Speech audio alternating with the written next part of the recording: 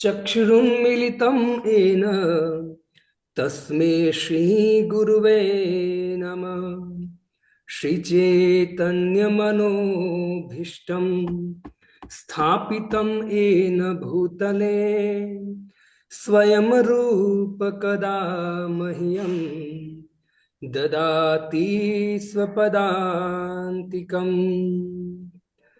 नमो विष्णुपादाय कृष्णपृष्ठाय भूतले श्रीमते भक्तिवेदांत स्वामिन् इति नामिने।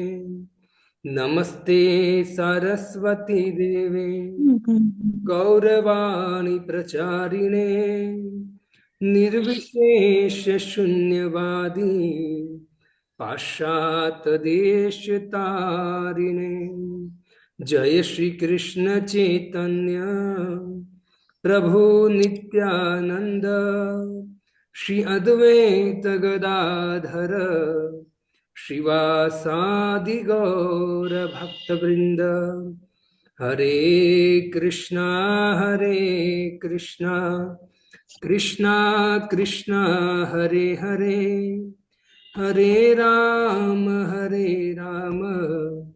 राम राम हरे हरे। हरे कृष्ण। तो सभी भक्तों का श्रीमद् भागवतम क्लास में हार्दिक स्वागत है।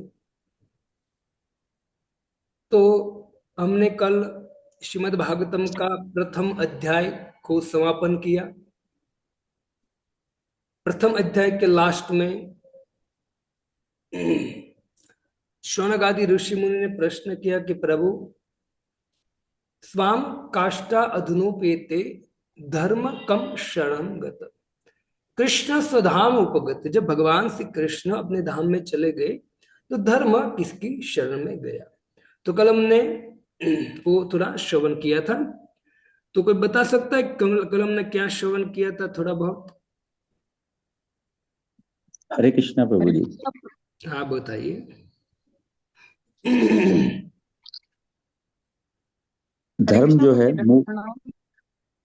जी बोलिए, आप बोलिए मनीष प्रभु। मनीष भी बोलिए। धर्म कल बताया कि धर्म जो मूल रूप से है साक्षात भगवान द्वारा स्थापित आचार संहिता है। और धर्म की स्थापना सिर्फ भगवान ही कर सकते हैं, जीव धर्म की स्थापना नहीं कर सकता है। क्योंकि जीव में चार दोष होते हैं। पहला भ्रम में रहता है, जैसे कि हमेशा जीवित रहेगा। दूसरा धोखा देने की प्रवृत्ति होती है। तीसरा भूल जाने की प्रवृत्ति होती है। और चौथा उसकी इंद्रियां जो है वो अपूर्ण है। बहुत अच्छा। और कोई? हरे कृष्णा प्रभु जी, दंडवत प्रणाम। जी बोले। कल आपने बताया कि मनुष्य का जो धर्म है वो है भगवान की भक्ति करना और भगवान की शरण में रहना, भगवान की सेवा करना। और भक्ति और भगवान की सेवा हम कैसे कर सकते हैं? जो भगवान ने भगवत गीता और भागवत का जो है उसको श्रवण करके, और यही वेदों का सार है जो भगवत गीता और भागवत है। और भगवत गीता और भागवत का सार है भगवत गीता, और गीता का सार है हरिनाम जप। तो हमें इसी की शरण में रहना चाहिए। हाँ, और कोई?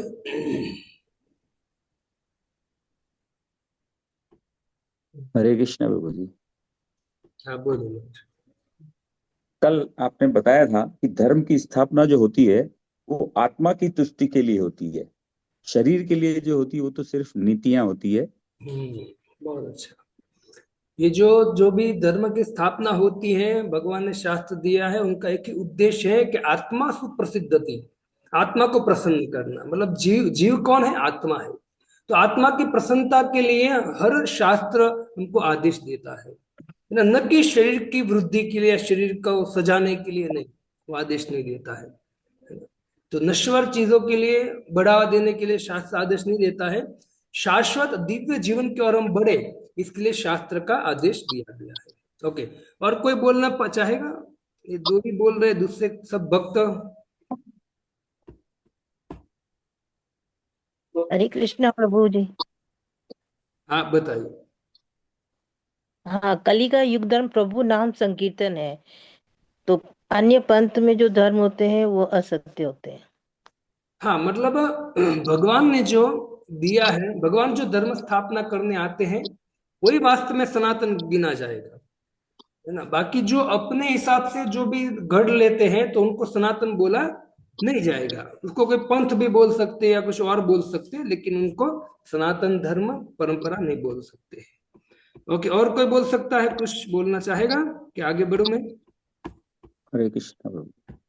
जी बोले माता। आपने भगवान के स्वरूप के बारे में बताया था भागवतम के संबंध में। हाँ। भगवान के जो चरण हैं वो पहला दूसरा स्कंध है। जो भगवान की जांघें हैं वो तीसरा चौथा स्कंध है। भगवान की नाभि को पांचवा स्कंध बताया गया है। भगवान की छाती को छठा, भुजाओं सातवां आठवां, भगवान का कंठ नववां, भगवान का मुखारविंद 10वां, भगवान का माथा 11वां और सिर को 12वां बताया गया है। बहुत अच्छा। तो इस तरह से भगवान के 12, श्रीमद् भागवत के 12 स्कंद, भगवान के 12 अंग है। इसके ऊपर से हमको समझ में आता है कि वास्तविक जो श्रीमद् भागवतम है वो भगवान का साक्षात स्वरूप है।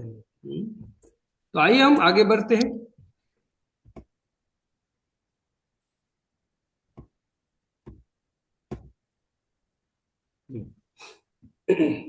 तो श्रीमद् भागवतम का दूसरा अध्याय श्लोक क्रमांक 1। व्यास उवाच इति संप्रश्न संहृष्टो विप्राणाम रोमहर्षणि प्रतिपूज्य वचस्तेषां प्रवक्तुमुपचक्रमे। रोमहर्षण के पुत्र उग्रश्रवा सुत गोस्वामी ने ब्राह्मणों के सम्यक प्रश्नों से पूर्ण प्रसन्न होकर उन्हें धन्यवाद दिया और वे उत्तर देने का प्रयास करने लगे। तो यहां कहते कि व्यास उवाच इति संप्रश्न संयष्टो विप्राणाम रोमहर्षणि प्रतिपूज्य वचस्तेषां प्रवक्तु मुप चक्र में। कहते हैं कि व्यास उवाच, वेदव्यास जी ने कहा। देखो, हमारी जो श्रीमद् भागवतम की परंपरा है वो 3 परंपरा है। वो 3 परंपरा जो है मतलब 3 संवाद है। परंपरा तो बाद में चर्चा करेंगे। 3 संवाद है। पहला संवाद आपने श्रवण किया होगा कि सुखदेव गोस्वामी ने परीक्षित महाराज को श्रीमद् भागवतम श्रवण कराया। दूसरा आपने संवाद श्रवण किया भागवतम में ही कि भाई सुत गोस्वामी 88,000 ऋषि मुनि को श्रवण करा, जो अभी हम देख रहे हैं। और तीसरा संवाद है मैत्र मुनि विदुर को ऋषिकेश में श्रीमद् भागवतम को श्रवण कराते। तो 3 ये संवाद हमको दिखने को मिलता है श्रीमद् भागवतम में।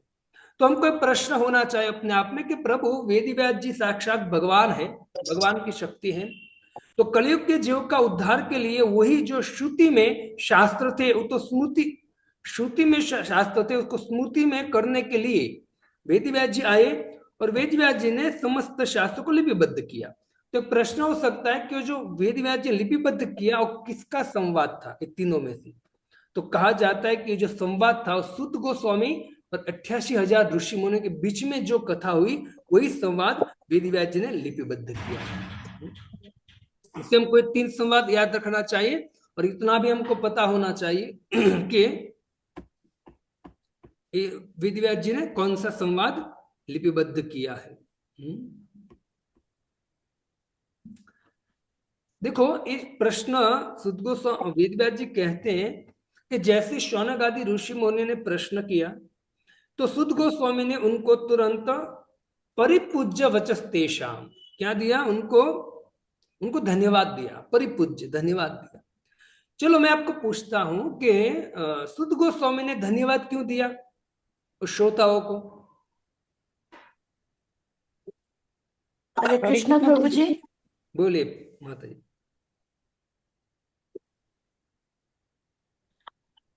हरे कृष्णा प्रभु जी, उन्होंने इसलिए दिया क्योंकि उनके प्रश्न पूछने से जन कल्याण होगा। जो वो उत्तर देंगे हाँ, सुनाएंगे और तो पूरे दूसरा वो कोई और कोई बोलना चाहेगा?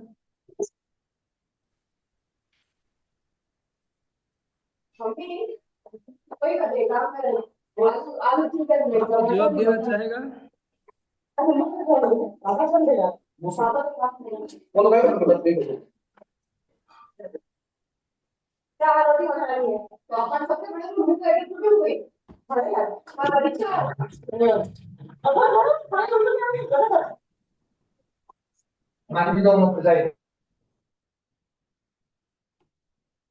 और कोई बोलना चाहेगा? प्रतिपूज्य मतलब धन्यवाद क्यों दिया? नहीं?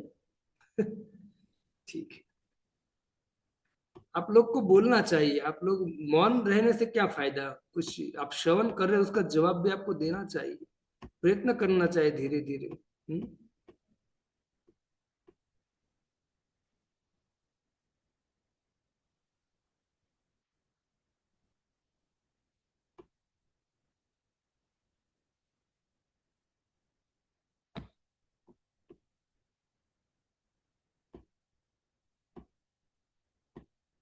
ठीक है, आपकी इच्छा।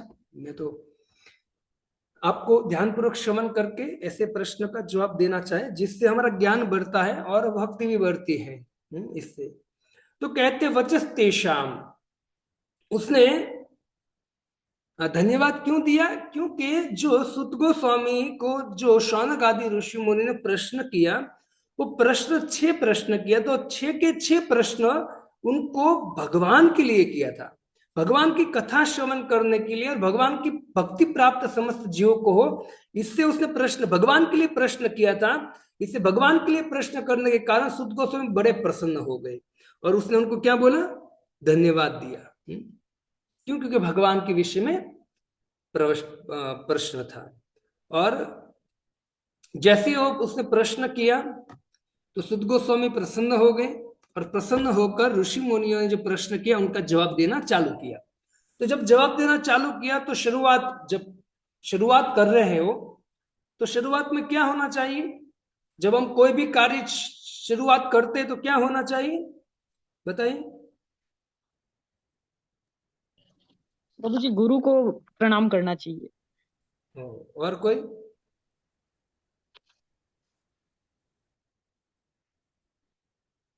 ओके, हाँ, यस, बहुत अच्छा। गुरु को प्रणाम करना चाहिए, गुरु, विष्णु और भगवान तीनों को प्रणाम करना चाहिए। तो जैसे ही शौनक आदि ऋषि मुनियों ने प्रश्न किया तो तुरंत सुत गोस्वामी ने अपनी आंखें बंद कर, प्रश्न से तो प्रसन्न हो गई, वो प्रश्न का जवाब देना है। तो जो जवाब देने वाले हैं वो कहां से श्रवण किया है? अपने गुरु से, सुखदेव गोस्वामी से। तो तुरंत सुखदेव गोस्वामी का स्मरण किया। आइए दूसरा श्लोक का उच्चारण करें हम।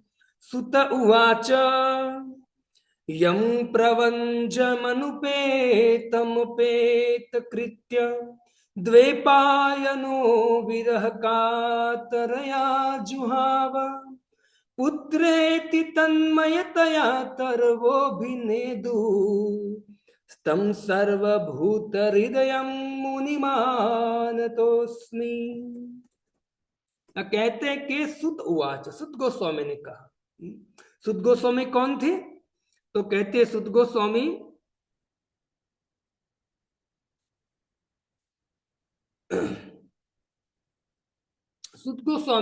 रोमहर्षण सूत के पुत्र थे। जो रोमहर्षण सूत जो थे वो ऐसी कथा करते थे, रोमहर्षण सूत जी, के लोगों के रोंगटे खड़े कर देते थे, है ना। ऐसी भगवान की कथा सुंदर सुनाते थे पुराणों की, तो जो जितने भी श्रोता बैठते थे उनके रोंगटे खड़े कर देते। अभी तो ऐसे वक्ता होते हैं कि रोंगटे खड़े नहीं करते हैं, है ना। उनकी कथा सुनकर पूरा श्रोता ही खड़ा हो जाता है खड़ा होकर बाहर चला जाता है। लेकिन ये इतने शुद्ध थे कि जो श्रवण करते उनके रोंगटे खड़े हो जाते। सुत उवाच, तो जैसा पिता होगा वैसा ही बेटा है। सुत गोस्वामी ने अपने गुरु को याद करते होगा, यम प्रवंजमनुपेतम पेत कृत्य, यम प्रवंजन अनुपेतम प्रेत कृत्य। मतलब यहाँ कहा जाए ब्रजंतम, ब्रजंतम मतलब जाना, व्रजंतम मतलब जाना, तो व्रजंतम मतलब जा रहा है तो आएगा भी। लेकिन यहाँ क्या कहा गया है, प्रवंजंतम मतलब वो प्रत्यक्ष रूप से जा रहा है, अब आने वाला नहीं है। कौन? सुखदेव गोस्वामी। भक्तों, जब विटिका के गर्भ में सुखदेव गोस्वामी थे, कहा जाता है कि 12 साल या दूसरे आचार्य का मत है कि 16 साल रहे थे गर्भ में। बारंबार वेद व्यास जी कहते कि बेटा तू बाहर निकल जा, तेरी गर्भ में तेरी माँ के गर्भ से बाहर निकल, तेरी माँ को कष्ट क्यों दे रहा है, तू बाहर आ जा। तो सुखदेव गोस्वामी कहते कि नहीं पिताजी मैं बाहर नहीं आऊंगा। क्यों? तो बोलते कि मुझे भगवान की माया से बहुत डर लगता है, भगवान की माया से बहुत डर लगता है। वेदव्यास जी ने कहा कि नहीं तू बाहर आ जा, तुझे कुछ नहीं होगा। तो नहीं मुझे डर लगता है। सोचिए, सुखदेव गोस्वामी जो पहले से पूर्ण मुक्त थे, और सुखदेव गोस्वामी अपने माँ के गर्भ में डर रहे हैं, है ना, कि मैं माया से डर रहा हूं। तो वेदव्यास जी ने कहते कि वेदव्यास जी ने भगवान को बुलाया, भगवान को बुलाया और भगवान को कहा कि प्रभु आप ही कहिए कि बाहर नहीं आ रहा है, क्योंकि इनका ये जो प्रकट हो रहा है उसका प्रयोजन है श्रीमद् भागवतम, इससे तो मैंने आपको प्रार्थना किया था। तो भगवान जैसे ही गर्भ में सुखदेव गोस्वामी उससे बात करना चालू किया, तो भगवान उससे थोड़ी बात करके प्रसन्न हो गई, और प्रसन्न होकर वेदव्यास जी को भगवान कहते हैं, व्यास तदीय तनय शुकवन मनोज्ञ जातु यश शुक एव नाम नाम। भगवान कहते वेदव्यास जी को कि हे व्यास, तेरा जो पुत्र है वो कितना मधुर बोल रहा है, एक जैसे तोता शुक बोलता है ऐसे सुंदर मधुर वाक्य बोल रहा है। भगवान प्रसन्न हो गए, और प्रसन्न होकर भगवान ने वेदव्यास जी के पुत्र का नामकरण किया, कहा कि शुक एव नाम नाम, आपके पुत्र का नाम क्या रहेगा? शुक। इससे हम जो सुखदेव गोस्वामी कहते हैं ना, वो सुखदेव गोस्वामी का नाम किसने ग्रहण करा है? भगवान ने स्वयं नाम को इंगित किया है। अभी तो बुआ करती है तिंचू मिंचू, पता नहीं कौन कौन से नाम करते हैं, लेकिन भगवान ने, देखो साक्षात भगवान ने जिसका, इससे कहते हैं कि पुराणों में भी कहा जाता है कि भगवान तस्य, मतलब बहुत सुंदर श्लोक है कि साक्षात जो ब्रजेंद्र नंदन शुक रूपे, मतलब भगवान श्री कृष्ण साक्षात सुखदेव गोस्वामी के रूप में आए, कोई सामान्य सुखदेव गोस्वामी नहीं है ना।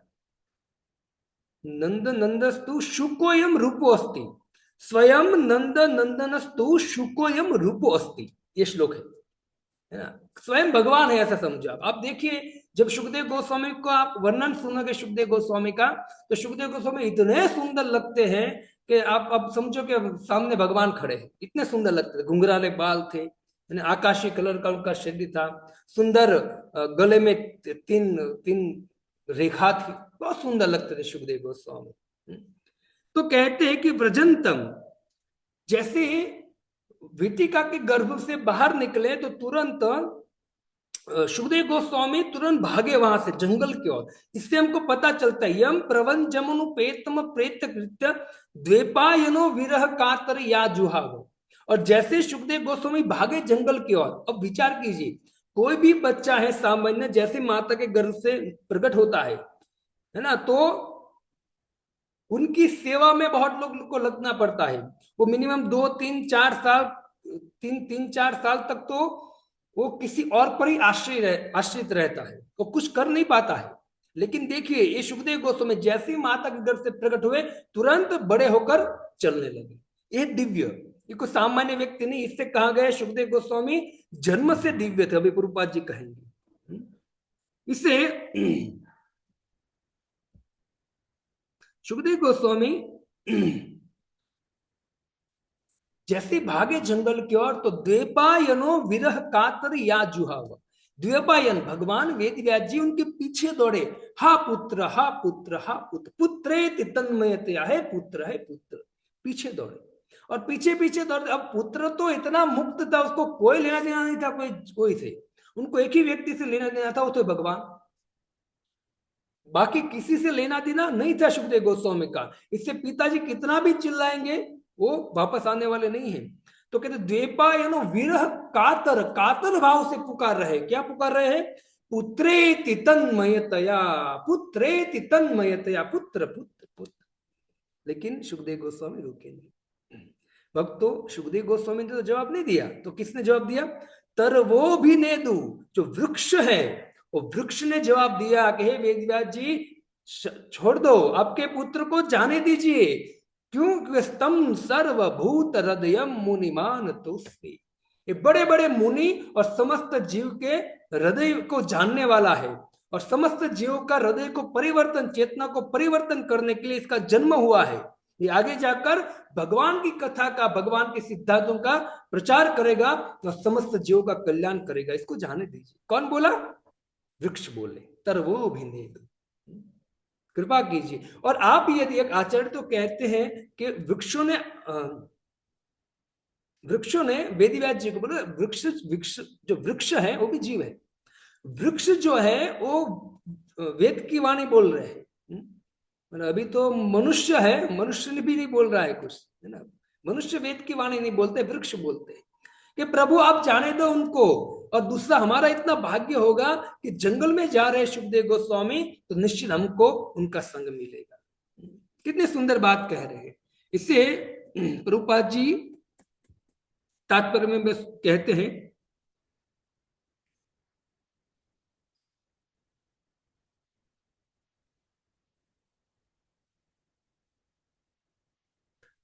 वृक्ष ने कहा कि सबका हृदय को परिवर्तन करने के लिए, भक्ति देने के लिए, इस जगत से मुक्त करने के लिए आपका बेटा है ना, वो जा रहा है, आप उसको मत रोकिए, उनको जाने दीजिए। वास्तव में मुक्त थे कौन? सुखदेव गोस्वामी। प्रभुपाद जी तात्पर्य में कहते हैं, वर्ण तथा आश्रम प्रथा में अनुयायी द्वारा पालन करने के लिए अनेक कर्तव्य निर्दिष्ट किए हैं, है ना। 4 वर्ण 4 आश्रम में अनेक कार्य निर्दिष्ट किए हैं।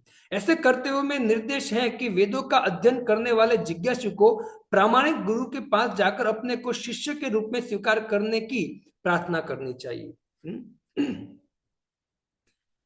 देखो, हर व्यक्ति को क्या करना चाहिए? गुरु के पास जाना चाहिए, और गुरु के पास जाकर क्या करना चाहिए? प्रार्थना करनी चाहिए, उसका शिष्य बनना चाहिए, प्रार्थना करनी चाहिए, सेवा करनी चाहिए, उससे कहना चाहिए कि आप कृपा करके हमें वेदों का ज्ञान पढ़ाइए, अध्ययन कराइए हमको।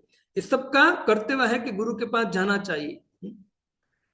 पहले देखो भक्तों, दीक्षा के लिए फॉर्म नहीं भरना होता था, अभी हम फॉर्म भरते हैं ना, पहले फॉर्म नहीं भरना होता था। पहले दीक्षा के लिए गुरु से आपको यदि कुछ चाहिए, शिक्षा चाहिए, दीक्षा चाहिए, तो आपको योग्यता, 2 चीज, योग्यता और शरणागति, 2 चीज प्रकट करनी पड़ेगी।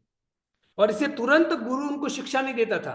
गुरु अगर वो जिज्ञासा कर रहा है कि नहीं, गुरु मैं आपकी शरण में आना चाहता हूं, तो गुरु उनकी परीक्षा लेगा, और जब वो योग्य होगा और शरणागत होगा, तब जाके उनको शिक्षा मिलेगी। तो पहले शरणागति और योग्यता देखा जाता था, अभी क्या देखा जाता है बताइए? अभी क्या देखा जाता है? अभी कोई व्यक्ति को ऊंचे पद पर बिठाना है तो क्या देखते हैं लोग? दक्षता। क्या देखते हैं? ये कितना दक्ष है, वो योग्य है या नहीं है वो नहीं देखते, दक्षता देखते हैं उनकी, है ना। कोई एक चीज में एक्सपर्ट है तो वाह बहुत अच्छा, बहुत अच्छा, पर लेकिन वो पद पर बैठने के योग्य है, उसमें संस्कार है, वो नहीं देखते। उसका स्वभाव कैसा है वो नहीं देखते, जीवों के प्रति उसकी क्या भावना है वो नहीं देखते, है ना। बस कुछ कहते हैं कि दक्षता होती है, दक्षता के कारण व्यक्ति आकृष्ट हो जाता है, उनको ऊंचे पद पर बिठा जाता है। लेकिन गुरु जब शिष्य जिज्ञासा करता है कि मुझे ज्ञान चाहिए, आपका दीक्षा लेना है, मुझे आपसे वेद अध्ययन करना है, तो गुरु क्या करता था? उनकी योग्यताओं को देखता था। इससे भक्तों पहले सेवा, गुरु की क्या करनी चाहिए? सेवा करनी चाहिए, है ना। अभी लोगों को दीक्षा चाहिए, है ना, लेकिन सेवा नहीं करनी। दीक्षा तो चाहिए कि नहीं, हमको दीक्षा चाहिए, दीक्षा दिला दो। क्यों? क्योंकि गुरु की कृपा मिलेगी तो हम बहुत आगे चले जाएंगे। नहीं, ऐसा नहीं होता है। गुरु की दीक्षा लेने के बाद वास्तव में कर्तव्य चालू होता है कि गुरु की आज्ञा प्रमाणे गुरु को प्रसन्न करने के लिए सेवा करनी चाहिए। गुरु जो कार्य करता है उसमें हेल्प करनी चाहिए, तभी कृपा मिलेगी। बाकी दीक्षा लेने के बाद घर में बैठे रहोगे तो कुछ होने वाला नहीं है, याद रखना। अब माया का प्रभाव पड़ेगा और फिर कहोगे प्रभु जी गुरु धारण किया फिर भी अरे धारण तूने किया, लेकिन तू फॉलो नहीं कर रहा है गुरु को, गुरु की आज्ञा का पालन, गुरु की सेवा नहीं कर रहे हम, इससे माया झपट मारेंगी तुरंत। इससे ये सब कुछ बहुत जरूरी है, सेवा बहुत जरूरी है ना। इससे जो पहले के ब्राह्मण थे गुरु, वो ब्राह्मण क्षत्रिय वैश्य और शूद्र, चार जो है वर्ण, वो चारों को शिक्षा देते थे, चारों को अपने अनुसार शिक्षा देते थे। ब्राह्मणों को ब्राह्मण की शिक्षा, क्षत्रिय को क्षत्रिय की शिक्षा, वैश्य को वैश्य की शिक्षा और शूद्र को शूद्र की शिक्षा। इस तरह से होता था, है ना। अभी तो आप देखिए शिक्षा पद्धति, सब लोग शूद्र, सब लोग को शूद्र बनाने की शिक्षा मिलती है अभी हाल में। इसलिए यहां कहते हैं विश्वनाथ चक्र ठाकुर कि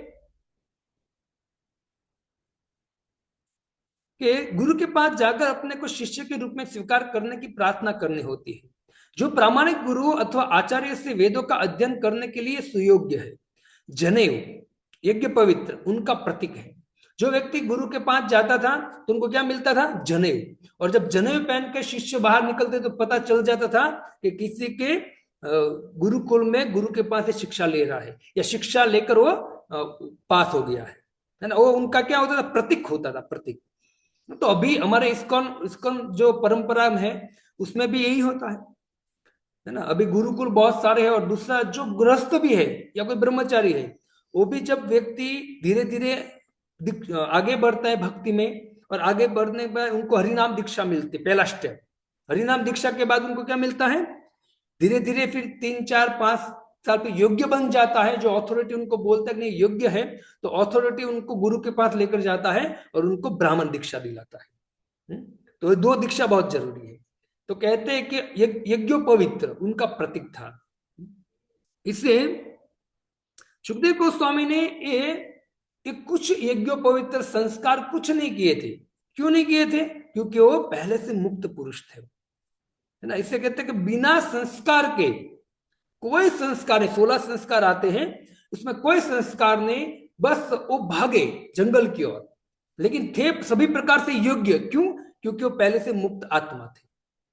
प्रभुपाद जी कहते हैं आगे कि सामान्य रूप से मनुष्य साधारण जीव के रूप में जन्म लेता है, और शुद्धिकरण संस्कारों के द्वारा उनका दोबारा जन्म होता है। सुनिए ध्यान से, 16 संस्कार होते हैं। जब व्यक्ति जन्म लेता है तो जन्म हाड़ मास से तो सबका जन्म होता है, लेकिन जब व्यक्ति आगे बढ़कर कहते हैं कि गुरु का आश्रय लेता है, गुरु का आश्रय लेता है, तब वो द्विज क्या बनता है? द्विज बनता है। मतलब दूसरा जब दीक्षा ले गुरु के पास जाता है, पहला तो जन्म हो चुका है माँ के गर्भ से, लेकिन जब आध्यात्मिक जीवन जीता है, और आध्यात्मिक जीवन जीता है जब गुरु के पास हरिनाम दीक्षा लेता है, तो उनका दूसरा जन्म होता है, और वो वास्तव में बेस्ट जन्म होता है ना। वो सही है जन्म, क्योंकि हमारे जब दीक्षा होते हैं तो वो तिथि याद रखते हैं, हम वो डेट याद रखते हैं, क्योंकि हमारे आध्यात्मिक जन्म हुआ है। सबको दीक्षा लेनी चाहिए। ये हार्ड मास के शरीर से जिनका भी जन्म हुआ है, करोड़ों जन्म से हम ये जन्म ले रहे, हम कुत्ते के गर्भ से, गधे के गर्भ से, अनेक प्रकार के जन्म ले चुके हैं। ये तो हर बार होता है, लेकिन कौन करोड़ों करोड़ों जन्म के बाद जिनको भगवान की, गुरु की, वैष्णव की कृपा मिलती है, वो व्यक्ति क्या करता है? गुरु का आश्रय ग्रहण करता है, वेदों का अध्ययन करता है और गुरु से दीक्षा लेता है। तो सबको लेनी चाहिए, सबको गुरु की तरफ जाना चाहिए, और जिसको अवसर मिल रहा है उनको छोड़ना नहीं चाहिए, कभी कभी नहीं छोड़ना चाहिए। इससे यहां कहते हैं कि दोबारा जन्म होता है। देखो 16 संस्कार है। अब अभी कलयुग के प्रभाव से संस्कार होते नहीं हैं, लेकिन मैं आपको एक बात बता दूं, बोले 16 संस्कार आपको याद ना हो या ना करते हो करना चाहे थोड़े बहुत तो, लेकिन नहीं करते तो एक याद रखना चाहिए, हमें 16 संस्कारों में से कम हमें एक संस्कार को याद रखना चाहिए, वो है अंत्येष्टि संस्कार, जो अंत में होने वाला है ना। मतलब मौत निश्चित है, तो मौत आए वो संस्कार हो, उससे पहले हम क्या करें? भगवान की शरण में चले जाना चाहिए। इसे यहाँ कहते हैं कि हरिनाम दीक्षा के बाद ब्राह्मण दीक्षा, ऐसे आगे बढ़ना चाहिए धीरे धीरे हमें, है ना। देखो भक्तों, हर जन्म से व्यक्ति शूद्र होता है। जन्मना जायते शूद्र, जन्म से सभी व्यक्ति शूद्र है। चाहे ब्राह्मण कुल में भी जन्म हो, लेकिन फिर भी क्या है? वो शूद्र। जन्मना जायते शूद्र संस्कारात द्विज उच्चते। जब वो धीरे धीरे आगे बढ़ेगा, संस्कार मिलेगा तो द्विज बनेगा, है ना। फिर कहते वेद पाठा इति विप्र, और धीरे धीरे वेद का पठन करेगा, गीता भागवतम आदि वेदों पुराणों का पठन करेगा तो कहते विप्र बनेगा। फिर और वेद का पठन करते करते गुरु की आज्ञा के अनुसार वैष्णव के संग में आगे बढ़ेगा। ब्रह्म जानाति इति ब्राह्मण, जब वो भगवान को जान जाएगा तब वो ब्राह्मण बनेगा। तो इस तरह से ये पूरी पद्धति कहा गया है। इससे जो ब्राह्मण भी है, ब्राह्मण का काम क्या है कि ब्राह्मण को वैष्णव बनना चाहिए। यह कहा गया है कि जब कोई ब्राह्मण आध्यात्मिक प्रगति करता है और कृष्ण राम का भजन करता है तो वैष्णव बनता है। और ब्राह्मणों में भी श्रेष्ठ कौन है? वैष्णव है। कृष्ण राम का भक्त है ना, और कृष्ण भावना भावित है तो वैष्णव बनता है। तो ब्राह्मणों में भी श्रेष्ठ कौन है? वैष्णव श्रेष्ठ है। इससे शास्त्र भी कहते हैं कि ब्राह्मणानां सहस्रेभ्यो क्षत्रियाजी विशिष्यते, क्षत्रियाजी सहस्रेभ्य सर्व वेदांत पारग, सर्व वेदांत वित्कुट्या विष्णु भक्ता विशिष्यते, वैष्णवानां सहस्रेभ्यो एकांतिको विशिष्यते। कि ब्राह्मणानां सहस्रेभ्यो क्षत्रियाजी विशिष्यते, कि ब्राह्मणों में भी वो श्रेष्ठ है जो कर्मकांड करता हो। ठीक है, और वो कर्मकांड हजारों ब्राह्मण करते, उसमें भी श्रेष्ठ कौन है? तो कहते हैं कि सहस्त्रेभ्यो सर्व वेदांत पारग, और वो कर्मकांडी हजारों ब्राह्मण में से भी श्रेष्ठ वो है जो वेदों का अध्ययन करता हो, वेदों को अच्छी तरह से जानता हो, वेदांत पारग। और वो वेदांत जो पठन करते हैं, जानते हैं, उसमें हजारों ब्राह्मणों में से सर्व वेदांत वित्कोट्या विष्णु भक्त्या विशिष्यते, और वो करोड़ों जो ब्राह्मण है जो वेद का अध्ययन करते हैं, उसमें भी श्रेष्ठ कौन है? तो कहते जो भगवान विष्णु का भक्त है, राम का भक्त है, कृष्ण का भक्त है। और कहते हैं कि वैष्णवानाम सहस्त्रेभ्यो एकांतिको विशिष्यते, और वो हजारों लाखों भगवान विष्णु के भक्त में से में जो ब्राह्मण बन गया है, उसमें भी श्रेष्ठ वो है जो एकांत भाव से भगवान का भजन करता है। एकांत मतलब भगवान कहते कि माम एकम शरण ब्रज, है ना, दूसरी जगह नहीं, बस मेरो तो गिरधर गोपाल, मीरा की तरह, दूसरा ना कोई, बस एकांती को। तो उसको क्या बोलते हैं? श्रेष्ठ ब्राह्मण बोलते हैं। इससे मैंने आपको कहा, प्रभुपाद जी कहते हैं कि ब्राह्मण को वैष्णव बनने का प्रयत्न करना चाहिए, और वैष्णव ही सबसे श्रेष्ठ है। और वैष्णव और ब्राह्मण वही है जो वास्तव में राम और कृष्ण का भजन करे, और जिससे वो वैष्णव बनेगा। तो यहाँ कहते हैं सर्वश्रेष्ठ व्यक्ति वही है जो राम कृष्ण का भजन करे, है ना, वो वैष्णव है। और ब्राह्मण से भी उनका ऊंचा पद है। देखो भक्तों, वेद खाली पढ़ने से कुछ नहीं होगा। शास्त्र कहता है कि यथा खर चंदन भारवाही भारस्य वेदा नतु चंदनस्य। ये जो गधे होते हैं, यथा खर, वो गधे के ऊपर चंदन लादा जाता है, लेकिन गधे को उस चंदन के विषय में कुछ ज्ञान नहीं होता है, उसको इतना सुगंध आता है चंदन से, और चंदन की लकड़ी बहुत कीमती होती है, लेकिन गधे को क्या फर्क पड़ता है? भारस्य वेदा नतु चंदन से, भार ढो रहा है लेकिन चंदन के विषय में उसको ज्ञान नहीं है। तो वैसे ही तथापि विप्रा श्रुतिशार युक्ता, और वैसे कोई विप्र ब्राह्मण है, खाली वेद को जानता है लेकिन भगवान की भक्ति नहीं जानता है, भगवान की भक्ति नहीं करता है, तो कहते मद भक्तिहीनो खरवत वदंती। भगवान कहते कि जो व्यक्ति मेरे भक्ति नहीं करता है, भक्तिहीन है, वो क्या है? गधे के समान ये शास्त्रों का भार ढो रहा है। इससे समस्त शास्त्रों का सार क्या है? भगवान की भक्ति। इसे भगवान कहते हैं अहम सर्व वेद्यो वेदांत कृत वेद विदेह चाह। समस्त वेदों शास्त्रों में जानने लायक कोई है तो भगवान कहते कि मैं हूं। इससे भक्तों, वर्णाश्रम का जो लक्ष्य, वर्ण और आश्रम का लक्ष्य क्या है? जैसे आप कोई क्षत्रिय हो गए, कोई ब्राह्मण हो गए, कोई वैश्य हो गए, शूद्र हो गए, ब्रह्मचारी हो गए, वानप्रस्थ, गृहस्थ या फिर सन्यासी, उस सबका लक्ष्य क्या है? उस सबका लक्ष्य कृष्ण और राम की भक्ति करना। इसलिए कहते हैं भक्तों के लास्ट श्री सुखदेव गोस्वामी प्रारंभ में ही वैष्णव थे, अतः उन्हें वर्णाश्रम धर्म के संस्कारों की कोई आवश्यकता न थी।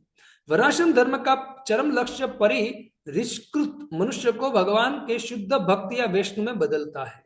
देखो कि ना प्रभुपाद जी ने, श्री चैतन्य महाप्रभु ने इस सिद्धांत को स्वीकार किया और श्री हरिदास ठाकुर को नामाचार्य बनाया, है ना।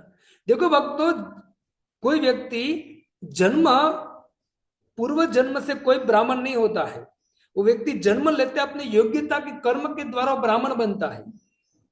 हरिदास ठाकुर का उदाहरण दे रहे हैं कि हरिदास ठाकुर जो थे, वो हरिदास ठाकुर मुसलमान कुल में जन्मे थे, लेकिन मुसलमान कुल में, यवन कुल में जन्म के बाद भी वो भगवान के नाम का कीर्तन करते थे, हरे कृष्ण कृष्ण कृष्ण हरे हरे, हरे राम राम राम हरे। उसके कारण स्वयं भगवान चैतन्य महाप्रभु जो राधा और कृष्ण का मिलित अवतार है, उस चैतन्य महाप्रभु ने उस मुसलमान कुल में जन्मे हरिदास ठाकुर को क्या दिया, तो कहते हैं कि उनको नामाचार्य की पदवी दिया, कि नाम के आचार्य है। विचार की कितनी बड़ी पदवी दे दिया। तो कोई व्यक्ति किस कुल में जन्म वो देखा नहीं जाता है, वो व्यक्ति भक्त है तो समझो उच्च है। इससे कोई भी नीच कुल में जन्मा हो, किरात हुनांद पुलिंद पुलकसाद आभीर शुंभा यवना खसादय य नेच पापायद पाश्रयाश्रया शुद्धंति तस्मै प्रभ विष्णवे नमः, है ना।